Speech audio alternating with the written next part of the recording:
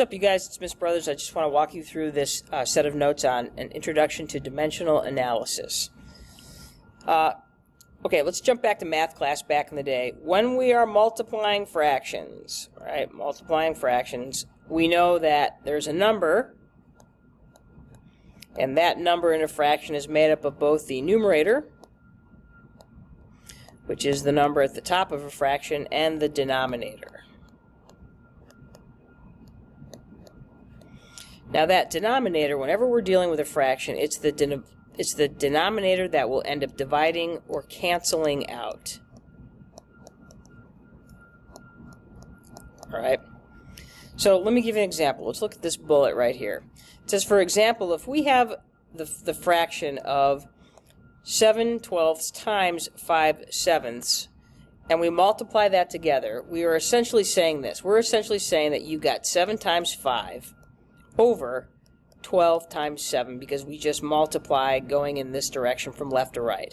And when we do that, we end up with a fraction of 35 over 84. And if we simplify that, it ends up being 5 over 12. That's a bunch of steps. One of the things that we want to remember about dimensional analysis is that if we have matching units, or if we have matching numbers at the top and the bottom, or in the numerator and the denominator, we can actually cancel those out. So we can cancel out that 7 because it matches that 7. And when we're done, what do we end up with? We end up with 5 over, that's supposed to say 5 over 12. So instead of going through all of these steps where we multiplied and then we had to simplify and we ended up with this answer, we simply went through some dimensional analysis and we ended up with 5/12 simply by canceling out the 7s here and here because they match. Okay? Now, let's go ahead and fill in some more here. So let's go ahead and pick up where we left off in the notes right here. Now, when we are doing things in chemistry, we're going to deal with numbers and we're going to deal with units, which is what we often do in science. And what I need you to remember is that units work the same as numbers when we're doing calculations. Okay? So let's consider this. We are on this bullet point right here. So consider the following example. So we have Spartans times Wolverines over Spartans times Irish over Wolverines times Broncos over Irish. So if we were asking the question, which one of these, if we're multiplying these groups together, which team do we come out with? We can practice this idea right here. Remember how we crossed out our like 7s because they were essentially we were cross-canceling those out. We can do the same here. So I find Wolverines in my numerator here. I find Wolverines in my denominator right here, so I can cancel those out. I've got Irish in my denominator. I'm sorry, my numerator. I've got Irish here as a denominator. I can cancel those out. Now, one of the things I want you to remember is that if you see Spartans written like this, Spartans, you guys, is the same as saying Spartans over 1. So this essentially puts Spartans at the top, or makes the Spartans a numerator. And we also have Spartans down here in the denominator, which means we can go ahead and cancel out Spartans as well. So the only team we have left is Broncos. Now we can carry that a little bit further. If we look at this particular equation, we see 3 beds times 1 table over 4 beds times 4 chairs over 3 tables times 2 ovens over 1 chair. So we can do the same thing here. Now, one of the things I want you to remember, I'm going to make this little note over here, that when we're doing a problem like this, where we have numbers and we have units, it's always a good idea to cancel the units first. So let's go through and do that. Let's go through and cancel our units. So if I look at, there's the unit of tables. I've got tables over here. I can cancel that out. I have beds right here. I have beds here. I can cancel that out. I have chairs here to cancel, and I have a chair right there. We can cancel those out. So the only piece of furniture I have left is ovens. So I'm going to go ahead and write that on my line over here. Now remember, back in this part where we canceled out our 7s. So we can do the same thing with numbers. We can cancel out numbers here as well. To figure out how many ovens we're going to have left, I can cancel this 3 and this 3. I can cancel this 4 and this 4. And I can cancel this 1 and this 1, and I'm only left with the number 2, so that's what I'm going to put out right here. Okay? We can take that a step further if we go to this bullet point right here where I start out with, I have 3 centimeters times 1 meter over 100 centimeters times 1 kilometer over 100 meters. I can do the same thing here if I'm multiplying all of these fractions together. So I've got 3 times this fraction times this fraction. Let's go through and let's go ahead and start by canceling out some units. I've got centimeters right here, so I can cross that out here and here. I have meter here, and I can cross it out here, so I'm going to be left with the unit of kilometers. Actually, you know what I'm going to do? I'm going to go ahead and just write this down here because we know we're going to finish with kilometers. No, I take that back. Sorry, you guys. I'm going to put it right here. I don't want to confuse you. We're going to put kilometers above the line because that's where it starts. It starts out in a numerator position. Now, if I go ahead and multiply all these numerator numbers together, I end up with 3 times 1 times 1, which gives me 3 kilometers. In the bottom, or in my denominator position, I have 100 times 1,000. And if I multiply those together, I end up with 100,000. So my answer is 3 over 100,000. Now, remember, you guys, in chemistry, we don't love fractions, so we're going to go ahead and do some quick math on that. We want to take 3 divided by 100,000, and we're going to end up with 0.00003 kilometers. Now, this is one of those situations where you could leave this if you wanted to. You could leave this answer if you wanted to. But just note, you guys, it's likely that in a situation like this, I'm probably going to ask you to give me that in scientific notation. So if we put that in scientific notation, it's going to end up being 3 times 10 to the negative 5. And I know it's going to be to the negative 5 because I'm just going to take I know that my decimal has to end up in this position. So it's going to be 1, 2, 3, 4, 5. I moved it to the right, so that's going to make my exponent negative. So essentially, we want to have this as our final answer right here. Okay? Now, let's go ahead and let's look at how we can express certain ratios. Now, we have this idea of a meter, and we end up doing this in chemistry a lot where we have to convert one unit to the next. So if we take a meter stick and we break it up into pieces, what we know is that 1 meter, I'm looking at this right here, we know that 1 meter means 100 centimeters. So we can express it as a sentence. We know that 1 meter equals 100 centimeters, and we can kind of express it as this little equation. We can express it as a fraction, 1 meter over 100 centimeters, or we can say 100 centimeters over a meter. Regardless of how we say it, these all say the same thing.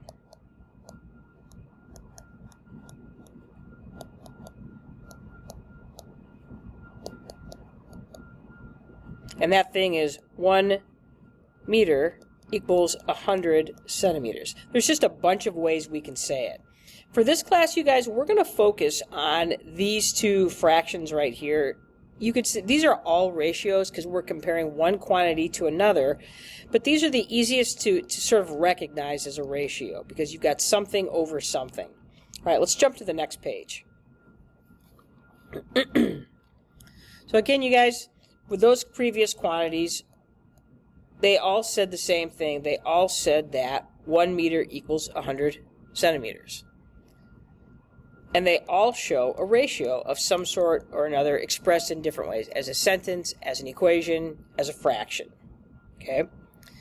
Now, let's go to this bullet right here. It says, in the space below, write 2 fractions or ratios that mean 1 kilometer equals 1,000 meters?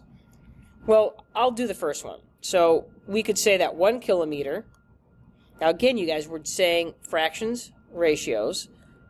So that's going to be 1 kilometer over 1,000 meters. That's one fraction. Or we could say it this way. We could also say 1,000 meters is 1 kilometer. They're both correct. They're both a ratio, they're both a fraction, and they both talk about how many meters in a kilometer. Okay? Now in chemistry we do the same thing. We use ratios to solve problems. And we need to convert from one unit to another. Now that's what we're doing here. When we mean one unit to another unit, we're talking about things like a meter is one unit and a kilometer is a different kind of unit. All right? So just know that when I'm talking about we're converting between units, they're different things. 1 kilometer is the same as saying 1,000 meters. All right? So that's what we mean. So in order to make these conversions, we write them as ratios. We write those ratios as fractions.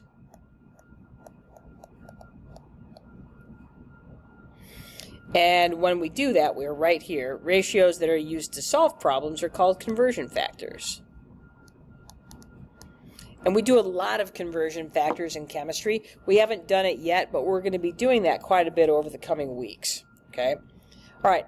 So let's practice. And let's practice by using this ratio right here, this ratio of 1 kilometer equals 1,000 meters. And we're going to use this ratio to convert. We are going to convert 15.57 kilometers to meters. Okay, so we have 15.57 kilometers. We want to know how many meters that's going to be. Now we can use a ratio. The question is, which ratio are we going to use? Are we going to use 1 kilometer is the same as 1,000 meters, or are we going to use 1,000 meters is the same as 1 kilometer? Because it does matter which one we use when we're trying to convert this number right here. So the first thing we want to do is we want to start out with what we have. We have 15.75 kilometers. And we want to remember, what are we ending with? We are ending with meters. We know that whatever our final answer is, it has to be in meters. Okay? Which means I have to be able to cancel out kilometers. I got to get rid of this unit, which means that whatever I multiply, whatever of these ratios I use, I have to be able to cancel that out, which means that kilometers needs to be in my denominator. In this one, kilometers is in my numerator. In this one, kilometers is in my denominator, and that's what I want. So we're going to go ahead and say times 1,000 meters over 1 kilometer. Because with this setup that I have right now, I can cancel out kilometers here and kilometers here, which allows me to finish with the unit of meters. Now, one of the things I have to remember, I'm not quite done here because I have to actually do the multiplication. So I have to multiply. I have to take 15.75 times 1,000 meters. And when I do that, I'm going to end up with 15,750 meters. Now with this one, you guys, because we're fairly familiar with tens of thousands, we can either leave this one alone, or if I tell you to put it in scientific notation, you would want to do that. Okay? Now, when we are dealing with these sorts of conversion factors in chemistry, we end up using something called a T-chart. So when setting up conversions in chemistry, we also use what's called a T-chart method. So this concept is similar to what we just did with our dimensional analysis using multiplication and fractions. We're going to set it up as a ratio in our T-chart instead of doing a string of fractions. Now, if you remember, you guys, when we originally did this problem right here, we had it set up as 3 beds times 1 table over 4 tables, etc., etc.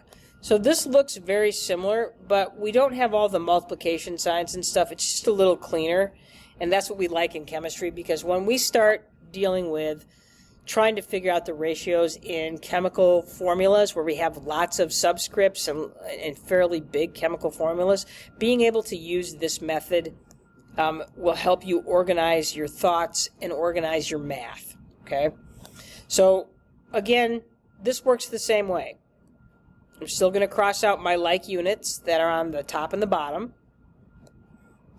I'm still going to have my final unit over here of ovens. I'm still going to be able to go through and cross out my like numbers.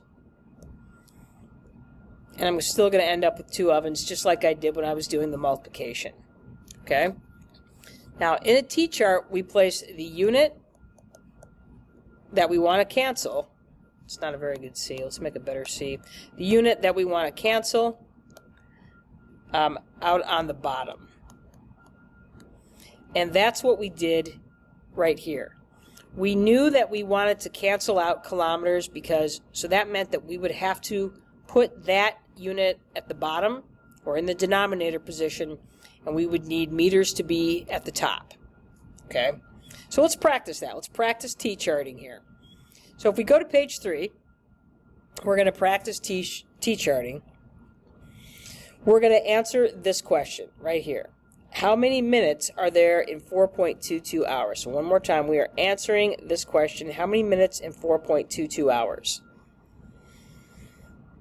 When we are setting up a T-chart, here it is right here, there are different positions. Okay? And what we're going to do is we're going to start by taking what we are given. We are being asked to figure out how many minutes in 4.22 hours. So we are given the quantity of 4.22 hours. Notice that this ends up in the upper left-hand corner of my T. Now my T's start out small, you guys, and I continue to add T's as I go if I need to. You're going to see what that looks like in just a minute. Now, I have to ask myself, what do I know about minutes and hours? Well, I know that there are 60 minutes in an hour. I know that I need to cancel out hours, so I know that 1 hour is going to go down in this position right here. And I know that there are 60 minutes in 1 hour. Now I can cancel out hours, and I'm left with minutes as my final unit, so I can put that right there, because I know, and that's good because I'm trying to find how many minutes, and then it's just a matter of doing the math. And so I would take 4.22 times 60 minutes over 1, and when I'm done, I end up getting a unit, or an answer of 253.20 minutes. I'm going to go ahead and round that to the nearest whole number because my least precise number is a whole number.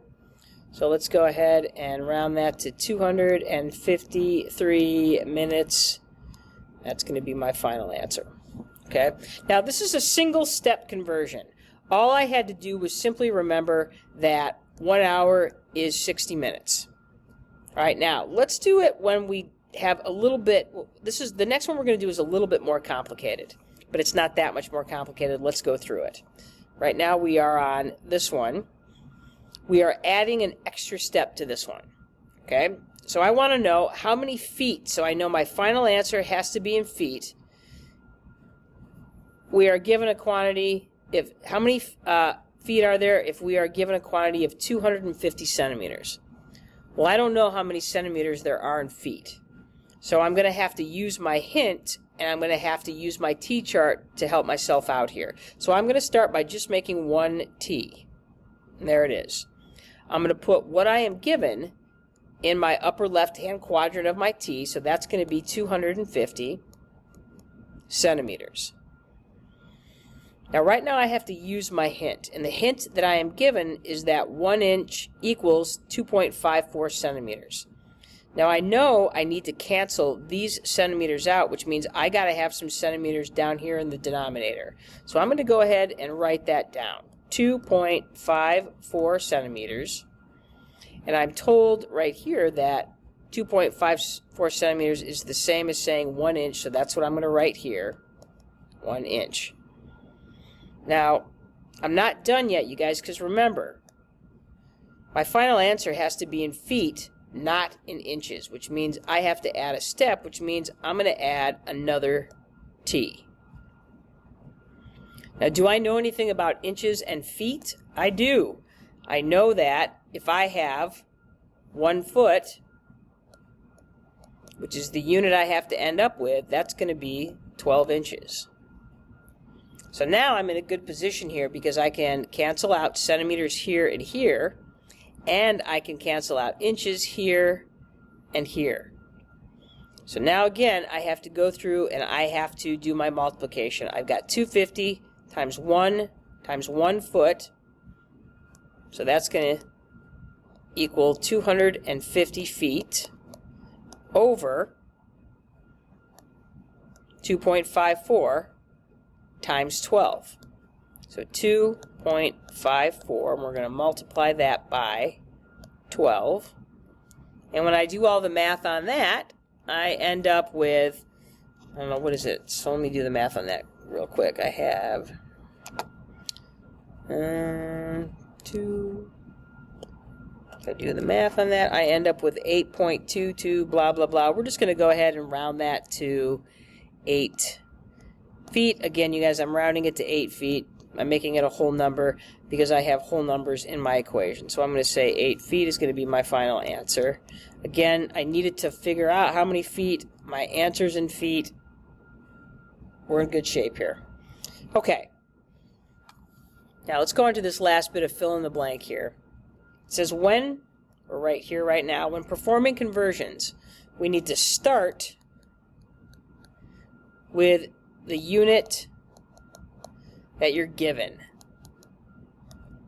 So what that means is this. So if I look at this problem, the unit that I was given was 250 centimeters. That's what I put in my upper left hand, my first T that I wrote.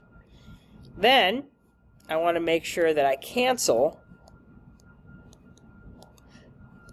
out your units as you go until you get the units that you want. So sometimes, you guys, that process can be really short. Like in this one, it was really short because I already knew, I just know that there's 60 minutes in an hour. I could do that in one step. In this one, you know, I don't know off the top of my head how many centimeters there are in a foot. So I had to use what I had, which was inches and centimeters, and then I had to add an extra step knowing, because I know that there's 12 inches in a foot. So I had to convert it to inches first, and then feet. If you automatically know stuff, of course, you can skip a bunch of those steps. But again, you guys, when we start getting into more unfamiliar units like, you know, how many moles are in one molecule of carbon dioxide, that's not something we normally have right off the top of our head. All right, so let's practice setting up another T-chart. All right, now this time, we're going to add it again, you guys, and we're going to add more steps again for this one. What I want to know is this. The question I'm trying to answer is how many minutes are there in 1.55 years? Well, according to this, I should start with the unit that I'm given. Well, I'm given, so I'm going to go ahead and draw my first T. I'm going to draw it right here, and I'm going to draw this as 1.55 years. And what am I trying to get to? I am trying to get to minutes. Now, if you're one of those people that knows how many minutes there are in a year, good for you. We're not doing this because we're trying. I'm more interested in the process right now instead of the answer. If you know the answer, fantastic, but humor me and go through this process. Now, I don't know how many minutes there are in a year, but what do I know about years? I know that 1 year is 12 months. Okay? I know that 1 month is 4 weeks. I know that 1 week is 7 days. Now let's just kind of take stock to what we have right now. I have the ability to cancel out years here and here. I have the ability to cancel out months here and here. I have the ability to cancel out weeks here and here. Am I to my final unit yet, which is minutes? No. So I have to keep adding to my T-chart. Okay. So I know that in one day, there are 24 hours. I know that in 1 hour, there are 60 minutes. I can cancel out days here and here. I can cancel out hours here and here. And look at you guys, I finally have the unit I need, which is minutes. Okay? So if I do, and again, I'm more interested in, did you set up the T-chart correctly rather than your final answer? Now, your final answer is going to be, I don't know, it's something like 800,000 minutes or 5, I can't remember what it is. But like I said, right now I'm not as interested in your answer as I am in the process. Now, here's the thing. We went through the whole thing here. We went through years to months to weeks to days to hours to minutes. Now, I can chop that down if I want. For instance, that's what this one is asking you, is can we set up a T-chart with fewer steps and answer the above question? And the answer is yes, we can. We're still going to start out with our original given unit, which is 1.55 years. So maybe you remember that 1 year is 365 days. So we just skipped over months and weeks, and that's fine because then I can remember that one day is 24 hours, and I remember that 1 hour is 60 minutes. So I managed to cut off a couple of steps here, and I still am going to get the same answer. So I'm going to cut off years there, I'm going to cancel out days here, I'm going to cancel out hours here, and I have the unit I need again. And if I do the math, I'm going to get pretty much the same answer, okay? So again, it's a matter of just making sure that you set up the T-chart properly. Now here's the thing. In this class, you will set up T-charts, so you are always going to be required to set up the T-chart.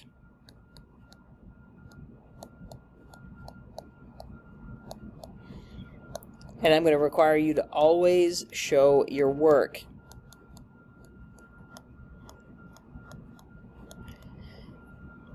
It's not as important if you're doing a single step one like this, okay? But when we start getting into more complex problems like this, it's rare that we will ever see one this long when we're doing our stoichiometric conversions, but it will not be unusual to see one that has, a three-step process. So by going through this T-chart, setting everything up, showing everything that we're canceling, if you're making a mistake, it allows me to see where the mistake is. It allows you to see where the mistake is if you're making them, okay? So don't be afraid of doing that. All right, there you go, you guys. That is our notes on dimensional analysis. If you missed out on the lecture, then you can just watch this video, and hopefully that will help. All right, have a great day.